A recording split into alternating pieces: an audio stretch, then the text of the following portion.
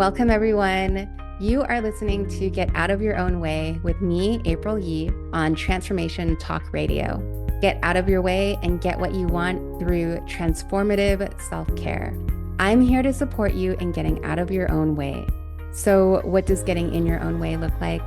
Well, how about letting other people define your value and worth, ignoring your body by not taking care of yourself, and people pleasing? These are just a few ways I've gotten in my own way. In this show, I'll share new perspectives on self-care practices so you can discover options and choices for expanding what's possible for you and your life. In each episode, I have questions for you, and when you take the time to answer them, they'll help in building up your belief about yourself. I believe that when we get good with ourselves, we get good with our lives and the world. Get Out of Your Own Way starts now. Hi, everyone. I'm April Yee, and you are listening to Get Out of Your Own Way on Transformation Talk Radio, Episode 3. Each episode, I'll share some thoughtful ideas about self-care, helping you expand what's possible for you and your life. These are things I wish I learned sooner to support myself and get out of my own way. So I hope these ideas are coming to you when you need them. So I recently read a book called The Four Agreements by Don Miguel Ruiz. And it's so interesting because other people that I happen to talk to were also reading the book separately.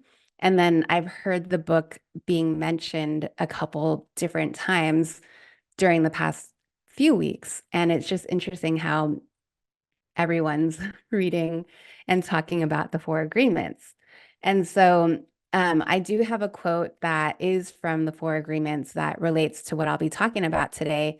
And the quote is, "Awareness is always the first step because if you are not aware, there's nothing you can change. And if you are not aware that your mind is full of wounds and emotional poison, you cannot begin to clean and heal the wounds, and you will continue to suffer." So that shows that awareness is the first step to creating change in our life. Because if we're not aware of what we might need to change, then we won't be able to make those changes. So, where is our awareness on a daily basis? According to some studies, we have 60 to 70,000 thoughts a day. And many of those thoughts are automatic and carry over from the previous day and the previous day before that.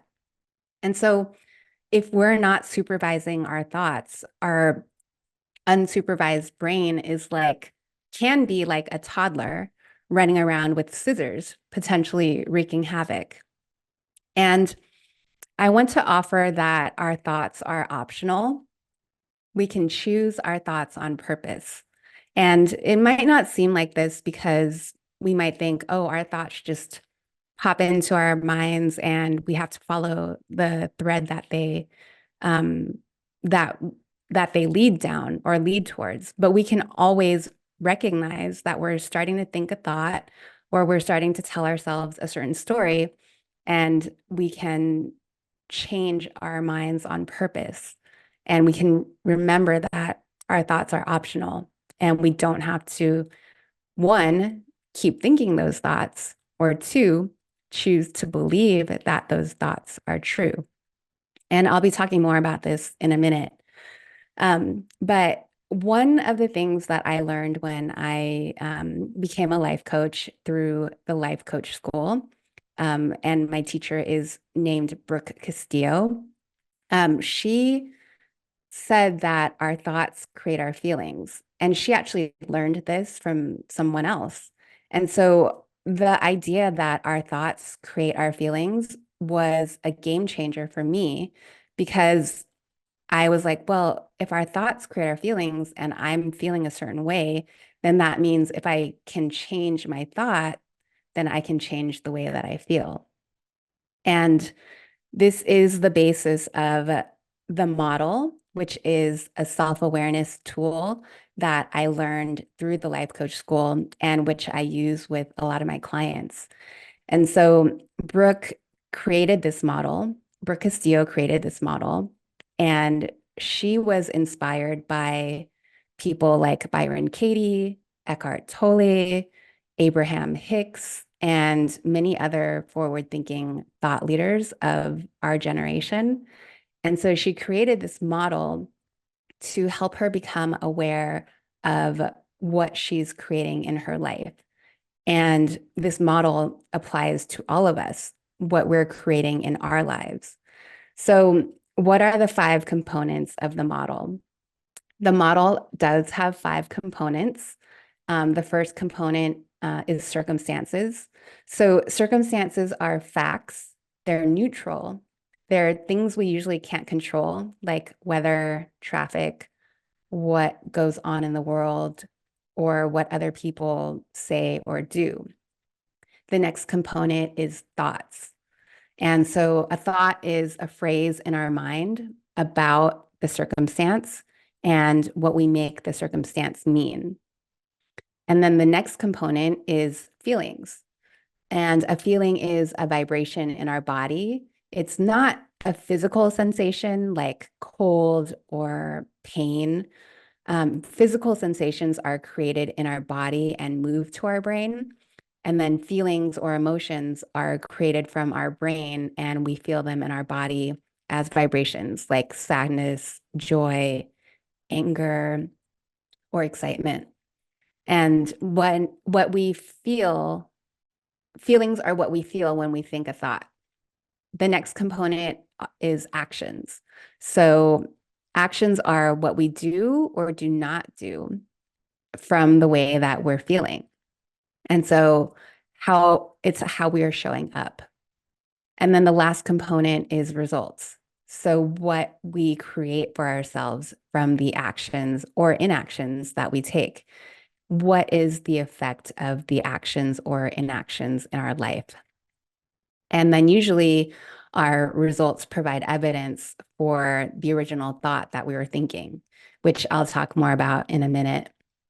And so what the life coach school taught me is that the only reason why we do anything is because of the way we think it will make us feel. So we might do something to get a feeling or avoid a feeling. So some examples are like we don't do something hard to avoid feeling the discomfort from that. Or we'll do something like eat a cookie to feel the satisfaction from that.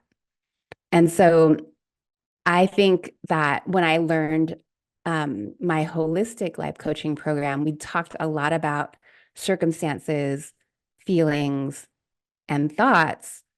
And that was about it. So I was like, okay, I understand now that my circumstances are a certain way and I can think about them in a certain way that might feel better than how I'm currently thinking about them. And my thoughts will create a feeling and I can choose a better feeling thought.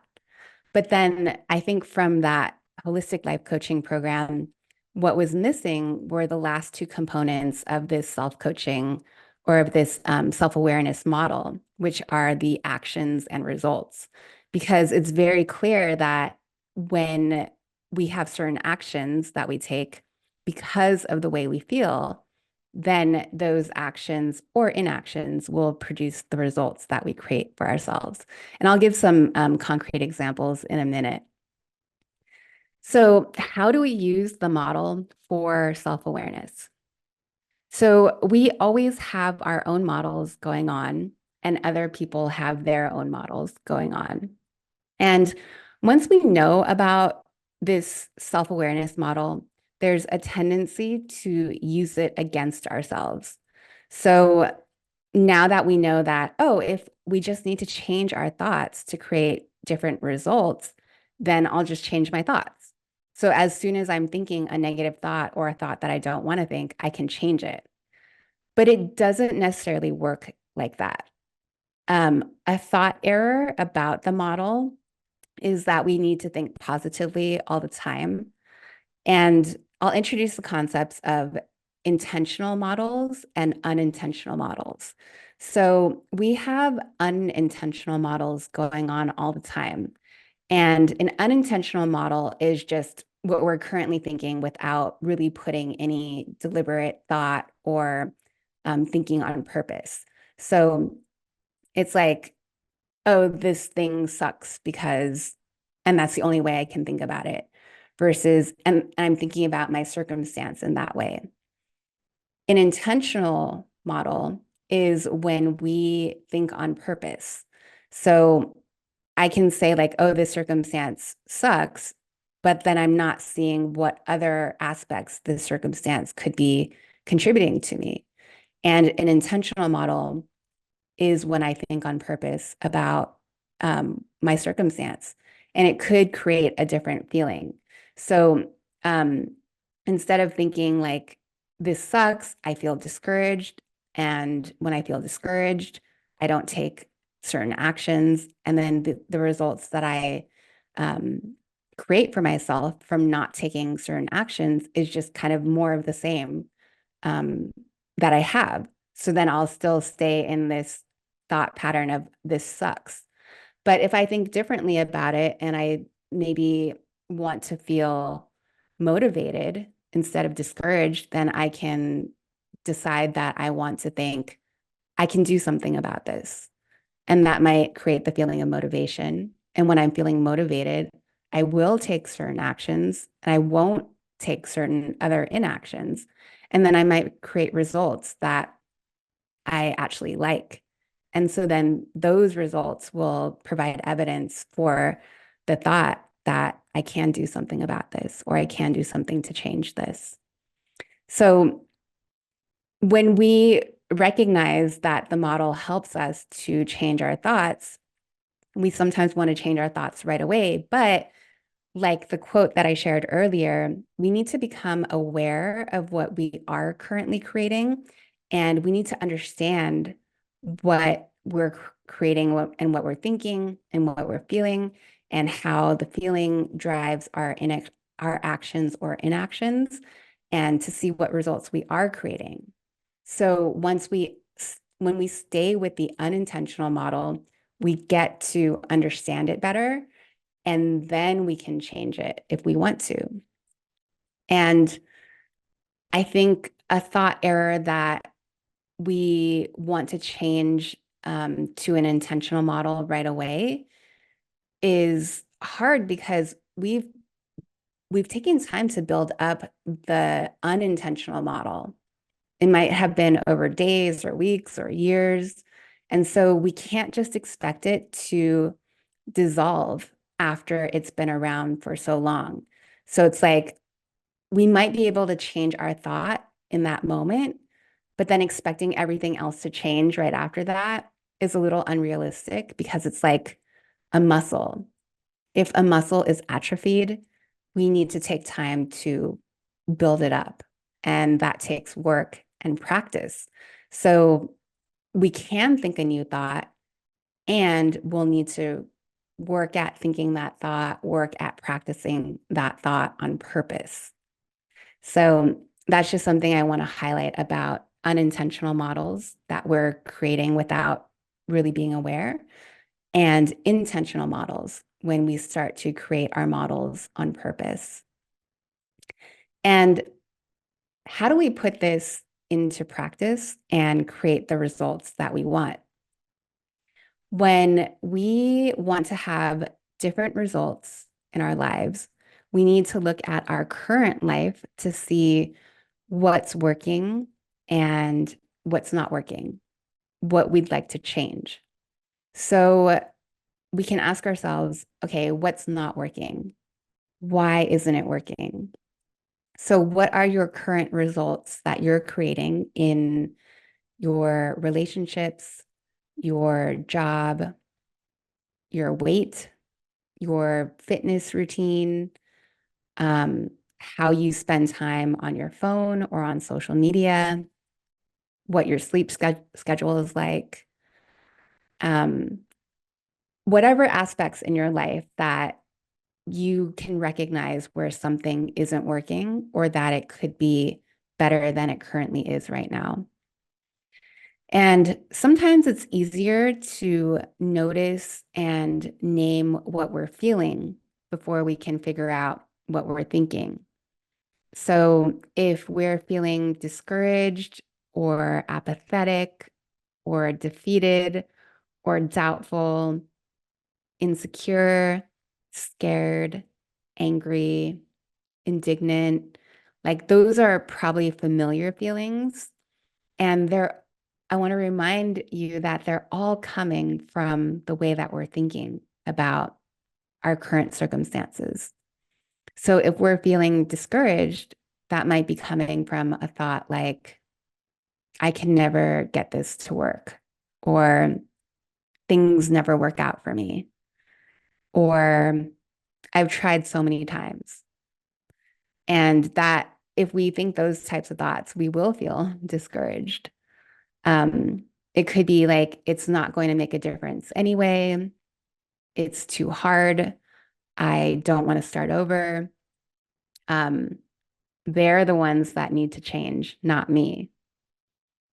So I think when we start to recognize that we have these thoughts that are creating our feelings, or recognize that we have feelings first and then follow the feeling to what the thought could be, then we get to be more intentional about what we want to be thinking on purpose.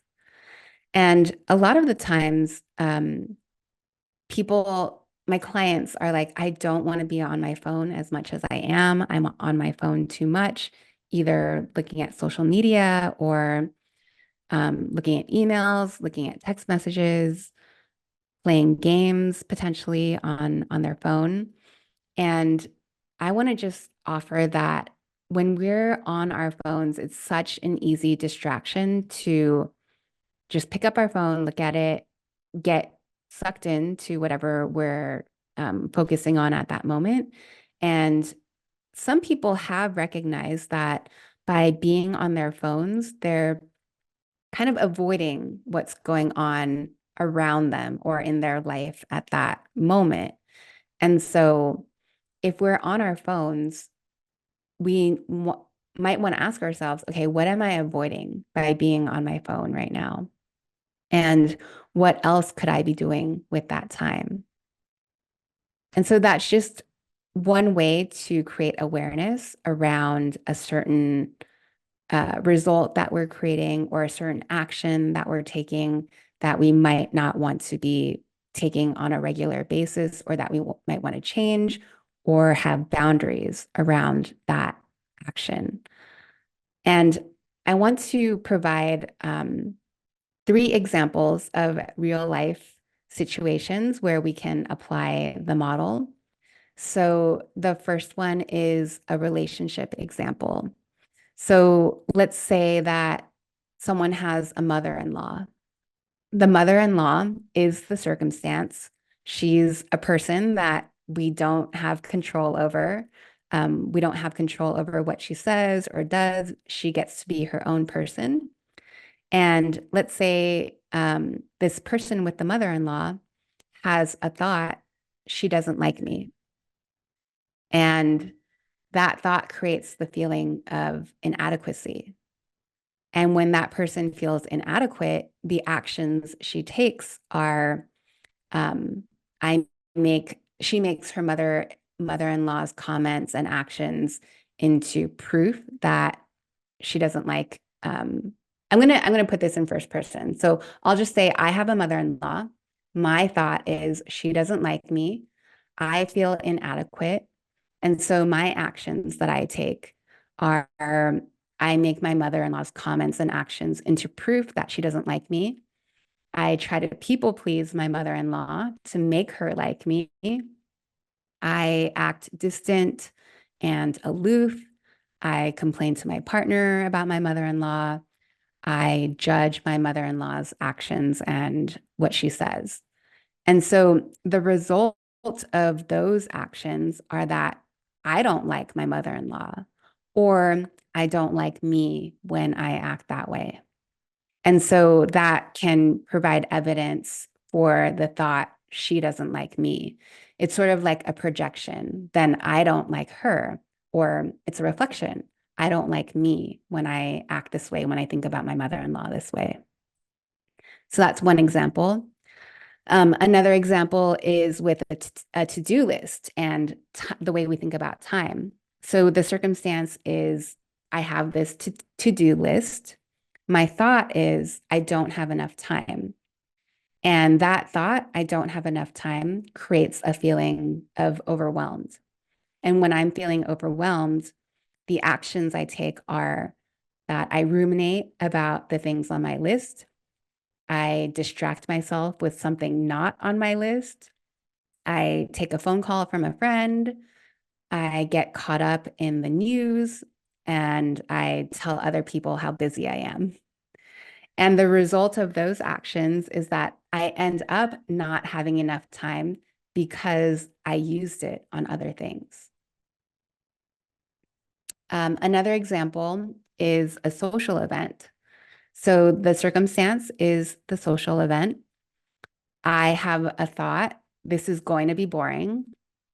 And when I think the thought, this is going to be boring, I feel apprehensive.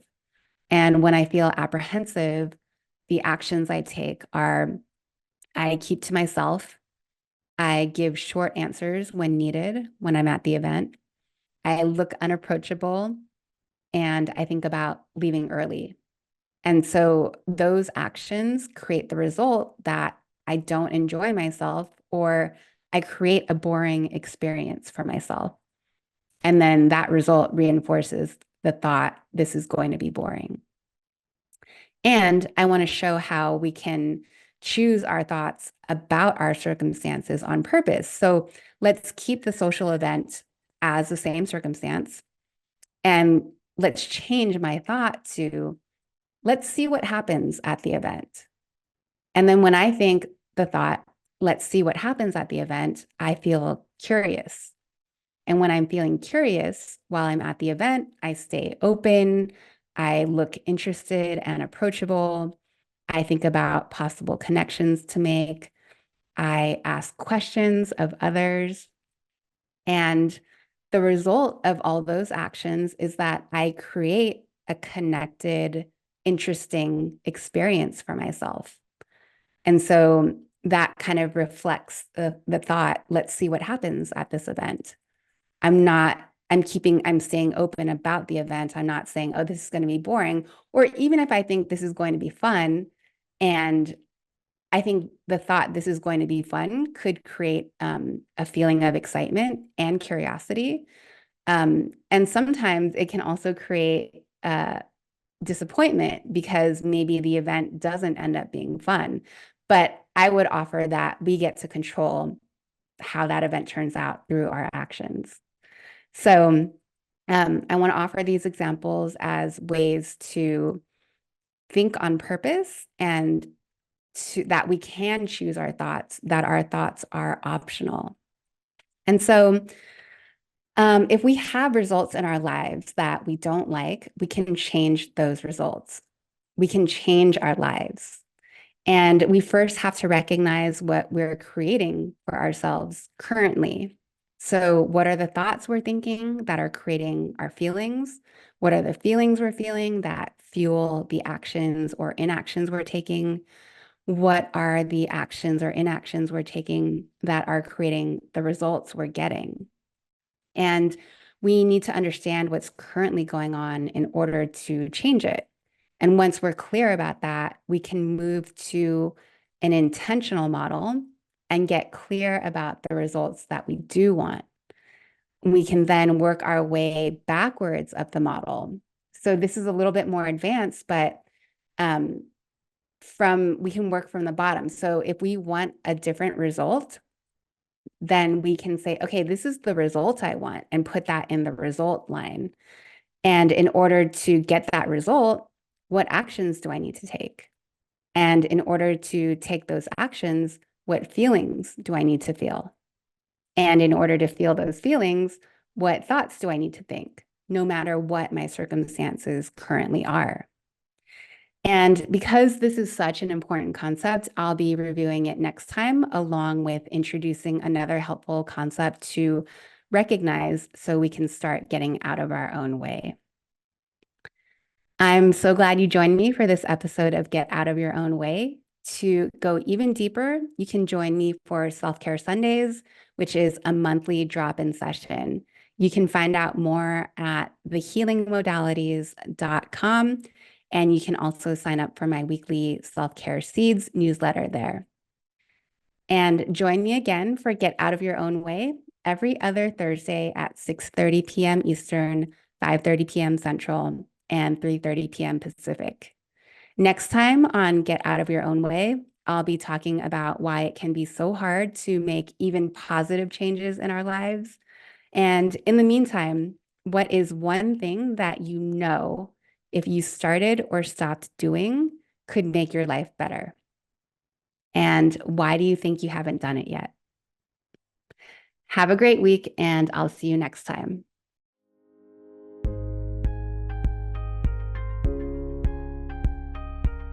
You have been listening to Get Out of Your Own Way. Get out of your way and get what you want through transformative self-care with me, April Yee. Tune in every Thursday at 3:30 p.m. Pacific on Transformation Talk Radio. In each episode, I present new questions that support you in building up your beliefs about yourself. To connect with me or for more information, you can email me at thehealingmodalities@gmail.com or visit my website, thehealingmodalities.com. See you soon.